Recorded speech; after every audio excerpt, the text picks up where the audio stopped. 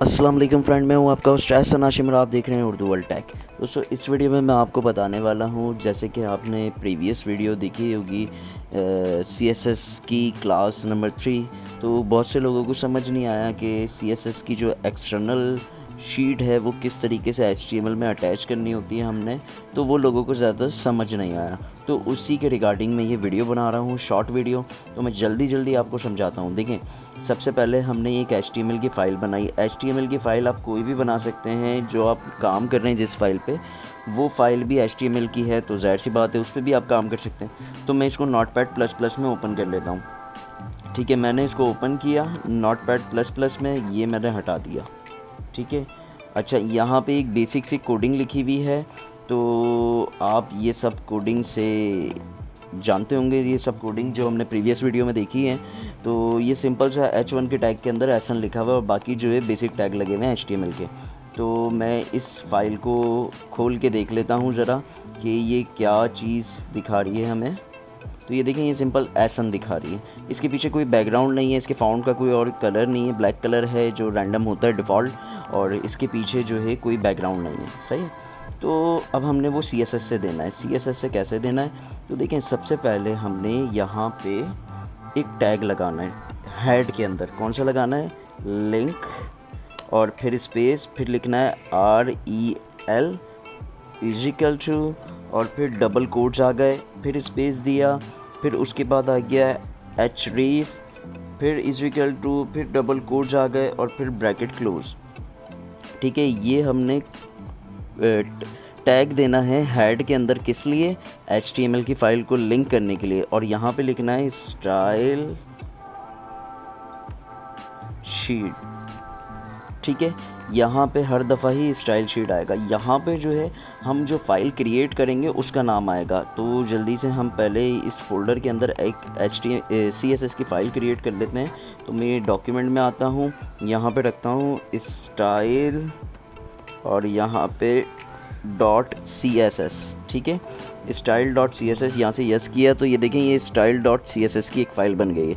तो ये हमारी style.css की एक फ़ाइल है। तो इस फाइल को जो है हम यहाँ पे इसका नाम दे देंगे, सेम यहाँ पे इसका नाम दे देंगे। ये HTML की फ़ाइल और CSS की फ़ाइल एक ही फ़ोल्डर में होनी चाहिए।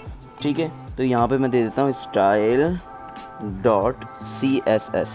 ठीक है, ये हमने फ़ाइल का नाम दे दिया। इस फाइल को हमने कर लिया HTML की सेव।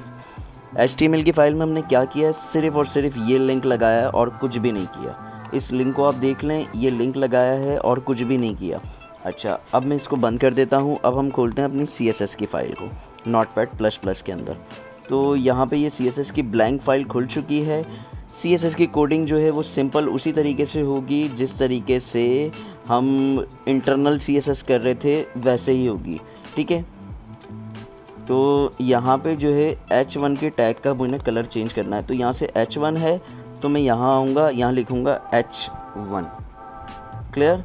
उसके बाद मैं लगाऊंगा करली ब्रैकेट ओपन एंड क्लोज, फिर यहाँ पे मैं स्पेस देके यहाँ पे हम कोडिंग करेंगे। तो फॉन्ट का कलर चेंज करने के लिए हम कौन सी कमांड यूज़ करते हैं? कलर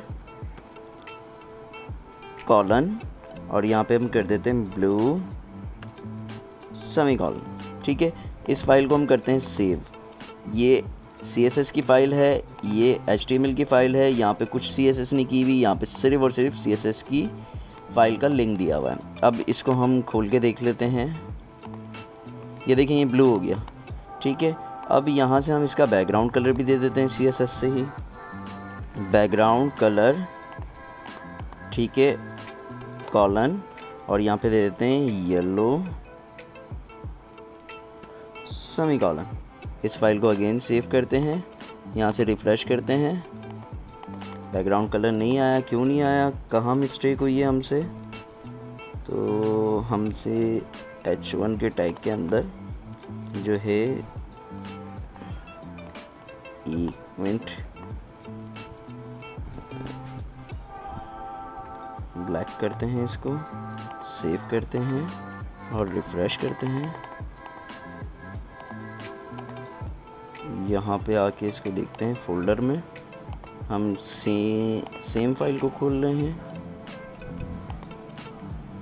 और यहाँ पे देखते हैं बैकग्राउंड कलर ब्लैक। तो यहाँ पे कोई मिस्टेक है, क्या मिस्टेक है वो मैंने देख ली है। हमने कॉलन लगा दिया सेमी कॉलन की जगह, यह सेमी कॉलन आया, यहाँ से हमने इसको सेव किया। सेव करने के बाद रिफ़्रेश किया तो ये देखें कलर चेंज हो गया। ठीक है, अब इस टेक्स्ट को हमने सेंटर अलाइन करना है। टेक्स्ट अलाइन, ये वाला टैग लगेगा, कॉलन सेंटर सेमी कॉलन। फिर इस फाइल को सेव किया और इसको रिफ़्रेश किया तो ये देखें ये फ़ाइल यहाँ पर आ गई है। ठीक है, तो ये सिंपल सी कोडिंग है CSS की लिंक हुई हुई फ़ाइल की, यानी कि जो HTML से लिंक होती है। उम्मीद है कि ये क्लियर हो गया होगा कि CSS की फ़ाइल को किस तरीके से HTML के अंदर लिंक करते हैं और कोडिंग करते हैं। तो दोस्तों उम्मीद करता हूँ ये वीडियो आपको पसंद आई होगी। अगर ये वीडियो आपको पसंद आई तो प्लीज़ इसे लाइक कीजिए और आपका कोई सवाल है तो आप कमेंट कर सकते हैं। This is Ehsan signing off. अल्लाह हाफ़िज़।